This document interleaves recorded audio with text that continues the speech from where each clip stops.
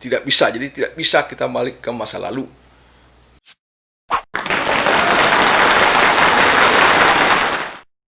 Ada request dari seorang viewer, mohon dijelaskan tentang time travel atau perjalanan melintas waktu.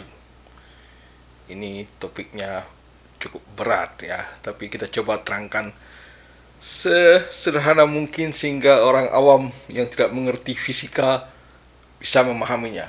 Oke. Jadi begini. Teori tentang apakah kita bisa melintas waktu, melangkah ke masa depan, itu sudah digagas oleh Albert Einstein dalam teori relativitas khusus atau special relativity theory. Itu dia keluarkan di tahun 1905, ya udah 100 tahun lebih. Ya, di tahun 1905 dia bikin paper atau artikel di sebuah majalah jurnal ilmiah tentang special theory of relativity. Nah, di sana ada sebenarnya tidak menjabarkan masalah perjalanan waktu, tapi dia menjabarkan konsep yang disebut time dilation atau perlambatan waktu. Tapi implikasinya adalah bahwa kita bisa jalan ke masa depan. Kita bisa menembus waktu menuju masa depan. Itu yang jadi implikasi dia dari teori tadi. Itu tahun 1905, dia masih berusia 26 tahun ya. 26 tahun, gila, udah bisa begitu dia. Ya, oke. Mari kita jelaskan bagaimana kok bisa kita sampai ke masa depan. Oke, kita mulai dengan fakta dulu ya. Fakta yang harus kita camkan di sanubari, kita benamkan di otak kita. Apa faktanya? Faktanya yang pertama adalah bahwa kecepatan tertinggi di jagat raya ini, di alam semesta ini, adalah kecepatan cahaya. Ya. Tidak ada yang melebihi kecepatan cahaya. Kecepatan tertinggi adalah kecepatan cahaya. Berapa kecepatan cahaya? 1 miliar 80 juta kilometer per jam. 1 miliar kilometer per jam. Ya, berapa itu? Ya kira-kira lintasan bumi ya. Lintasan bumi mengelilingi matahari itu sekitar 940 juta kilometer ya. Jadi ya 1 miliar kurang lah lintasan bumi ini. Jadi kalau bumi mengelilingi matahari butuh waktu setahun, cahaya cuman butuh waktu kurang dari sejam. Gitu kan. Bumi butuh setahun mengelilingi matahari kan. Kalau cahaya disuruh mengelilingi matahari, dia nggak nyampe sejam. Itu saking cepatnya cahaya itu. Oke, itu kita camkan dulu ya, bahwa kecepatan tertinggi di jagat raya ini adalah kecepatan cahaya. Tidak ada kecepatan yang melebihi kecepatan cahaya. Itu satu. Sekarang kita uraikan ke yang kasus yang lebih simpel. Ya. Andaikan ada kereta lewat, ya. Contohnya ya, anggap ini kereta ya, kereta gerbong panjang lewat depan stasiun. Ini taruh di stasiun di sini, lewat depan stasiun dengan kecepatan 50 km per jam. Wajar kan, 50 km per jam, nggak terlalu cepat. Dan terus kereta ini gerbongnya kosong, ada kondektur di ujung gerbong belakang juga ikut berjalan. Kecepatan kondektur ini adalah 10 km per jam terhadap kereta, ya, bukan terhadap rel. Jadi kereta berjalan dengan kecepatan 50 km per jam terhadap rel, dan di atas kereta itu si kondektur juga berjalan dengan kecepatan 10 km per jam terhadap keretanya. Ya, jadi gini ya, jadi kereta jalan, dia juga jalan. Gitu. Pertanyaannya, berapa kecepatan si kondektur terhadap rel atau terhadap si stasiun tadi? Ya. Simpel jawabannya kan. Kecepatan kereta 50 km per jam, kecepatan dia 10 km per jam terhadap kereta, ya kecepatan dia terhadap orang yang di stasiun, tambahkan aja 50 tambah 10, jadilah 60 km per jam. Simple. Semuanya harusnya mengerti itu. Sekarang kita perluas masalahnya.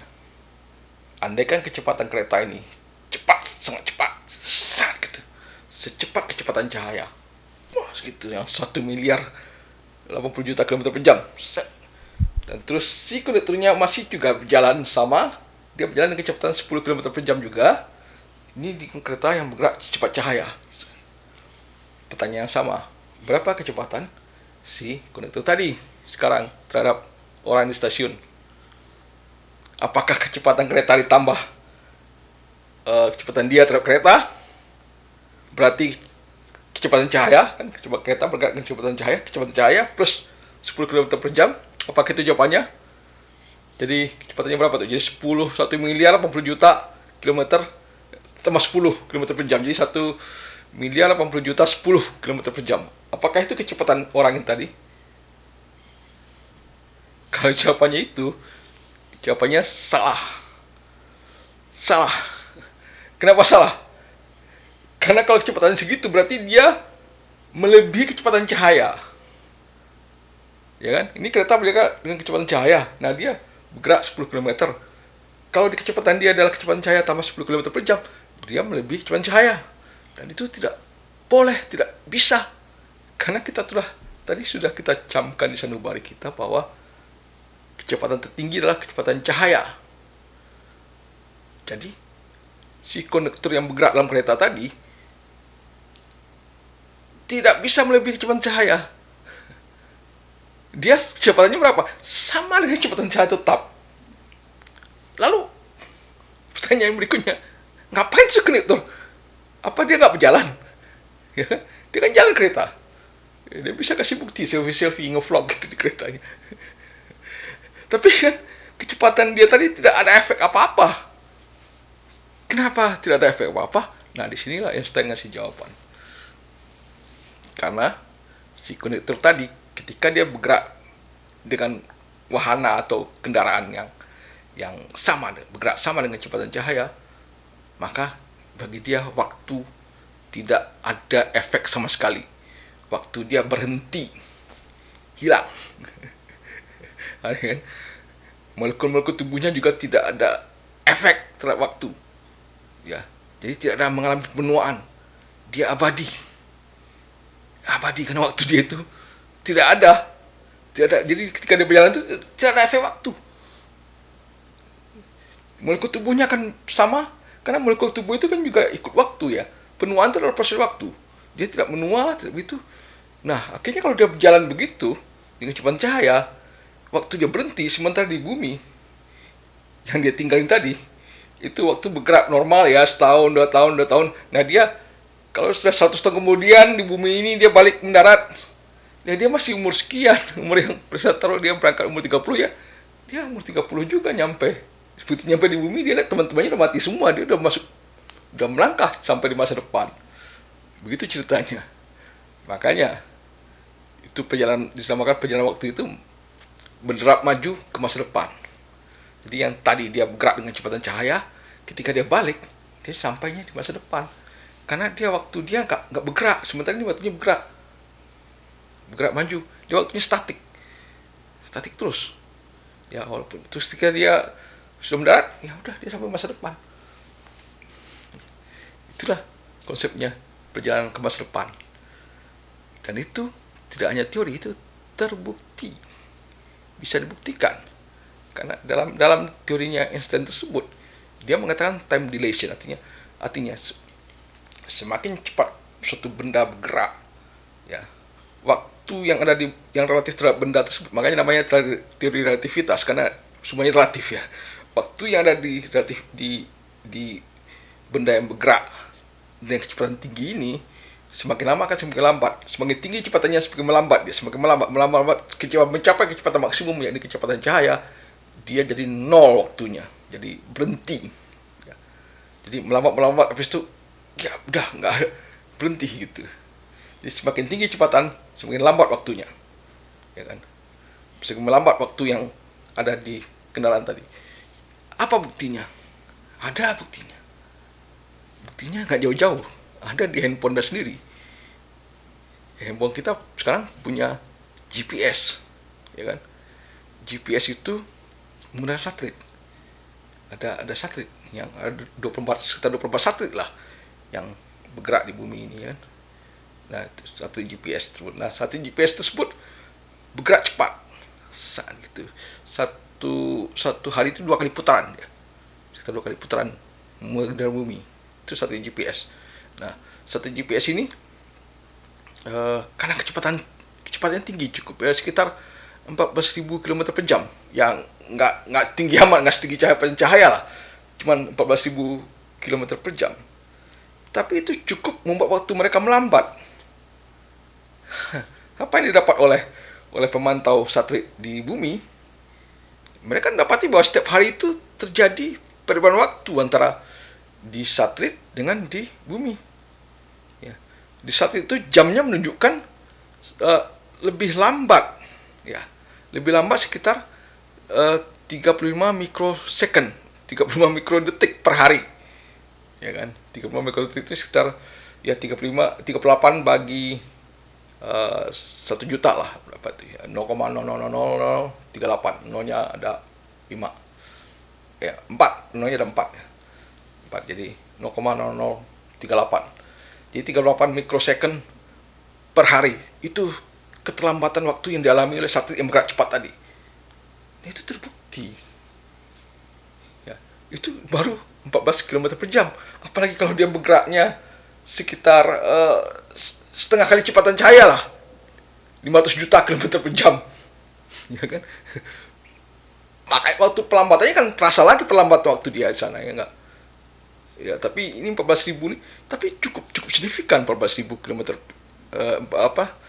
38 mikrosecond per hari itu selisihnya itu signifikan, bro, signifikan. Kenapa signifikan? Ketika dia bergerak 2 putaran sehari, satu ini bergerak 2 putaran sehari, 14.000 km per jam tadi kecepatannya, selisih waktu 38 mikrosecond itu kalau diterjemahkan ke jarak itu akan selisih 70 km, 10 km, sekitar 10 km jaraknya sehari, ya kan? Bayangkan kalau satelit ini, yang pemantau pengawas di bumi melihat satelit itu di posisi ini, ternyata di posisinya itu seharusnya di titik ini, ternyata 10 km di titik ini, kan kacau, kacau itu pasti. Makanya sekarang itu semua satelit sudah diperhitungkan demikian. Mereka sudah menerapkan teori Einstein di sana, kan? Mereka adjust terus waktu. Satelit yang bergerak cepat itu waktunya adjust terus. Mereka sudah punya kalkulasi, ada rumusnya tuh. Bagaimana mengadjust waktu bagi benda yang bergerak cepat tadi. Kalau nggak di-adjust itu fatal akibatnya. Fatal. Anda tahu kalau pesawat itu kalau mendarat, yang kasusnya pesawat yang kalau mendarat cuacanya nggak bagus gitu kan, nggak bisa melihat landasan, mereka menggunakan GPS. Nah, kalau GPS-nya nggak akurat, itu bisa fatal. Pilotnya bisa mendarat sebelum landasan atau setelah landasan, ya kan? Nah, kalau cuacanya jelek, pilot biasanya kalau yang mau mendarat itu mengandalkan GPS. Nah, GPS itu harus akurat. Saking harus akuratnya itu waktu tadi harus di adjust. Kalau nggak sisi 10 km jauh gitu. Sisi 10 km itu, ya. Itu jadi teori Einstein itu ada buktinya. Teori di fisika atau di hard science, di fisika matematika itu, yang namanya teori itu pasti terbukti. Jadi tidak seperti teori di ilmu sosial. Kalau di ilmu sosial kan sering bilang teori, kenyataannya beda. Nah, tidak demikian kasusnya di fisika, matematika. Yang namanya teori itu terbukti. Kalau belum terbukti biasanya disebut postulat, ya. Baru postulat, level postulat, usulan atau apa. Tapi begitu terbukti dia dianggap teori, baru dikatakan teori. Nah, tadi teori bisa berjalan ke masa depan itu teorinya ada dan bisa dilakukan. Asalkan kita punya teknologi untuk menciptakan mesin atau kendaraan atau wahana apapun yang bisa bergerak cepat sekali. Ya, nggak usah sama dengan kecepatan cahaya, mungkin setengah kali kecepatan cahaya udah bisa kita melangkah ke masa depan, melintasi waktu masa depan. Jadi, bagaimana kita bisa melangkah ke masa depan itu dijamin oleh teori Einstein. Sekarang kalau kita lihat di film-film Hollywood itu banyak katanya film science fiction, fiksi ilmiah, tapi banyak fiksinya. Karena seperti film Back to the Future itu digambarkan balik ke masa lalu. Terus terakhir film Avengers Endgame juga demikian, balik ke masa lalu. Itu tidak ada dasar teori sama sekali. Tidak ada ilmu fisikanya, tidak ada teori rumus-rumus fisikanya, tidak ada sama sekali yang mengatakan kita bisa kembali ke masa depan, masa lalu. Tidak ada. tidak bisa. Jadi tidak bisa kita balik ke masa lalu. Mau bukti, gampang membuktikannya. Pertama, pakai hipotesis saja nih ya. Seandainya memang bisa diciptakan mesin yang bisa bawa kita masa lalu, seharusnya sekarang ini kita sudah dapat tamu dari masa depan. Taruhlah 100.000 tahun lagi ada teknologinya bilang bisa balik ke masa lalu, mereka balik ke masa sekarang kan. Mereka tuh pasti ketemu tuh, pengen ketemu tuh sama Einstein sama siapa yang limon. Kalau saya punya mesin waktu, saya pengen ketemu sama Isaac Newton. Pengen ketemu ya siapa dulu, dia legenda-legenda dulu ya. Kita mau melihat juga ya kan, tapi ya nggak bisa. Itu buktinya bahwa tidak bisa balik ke masa lalu, karena sampai sekarang kita tidak dapat kunjungan apapun dari orang masa depan. Itu bukti yang sederhana kedua. Nah, bukti yang selanjutnya dari siapa namanya, Stephen Hawking. Ini cukup bagus, menarik bukti. Dia kasih bukti, dia ngasih nama mad scientist paradox ya, paradox, ilmuwan gila itu artinya kira-kira ya. Jadi dia menggambarkan begini, ada ilmuwan nih punya mesin waktu yang bisa balik ke masa lalu, seandainya begitu ya. Jadi ilmuwan nih dia nembak ke depan pakai pistol, dia nembak ke depan, tung gitu kan, bam gitu. Terus dia masuk ke mesin waktu, dia balik gak jauh-jauh ya, 5 menit sebelum dia nembak tadi. Jadi dia balik ke masa lalu 5 menit sebelum dia nembak. Nah, dia berdiri depan tembakan dia tadi, persis depan tembakan dia berdiri kan. Nah, dia tunggu 5 menit kemudian, datanglah dia tadi yang sedang nembak dia sendiri. Dia mati kena tembak ya kan. Pertanyaannya, kalau dia mati kena tembak, kok bisa dia menembak? Siapa yang nembak dia? Bukannya dia sendiri ya kan. Kalau dia nggak mati ya siapa, dia kan kena tembak. Jadi ada paradoks sana ya, muter-muter saja tadi. Kalau bilang dia hidup, dia sudah mati kena tembak ya.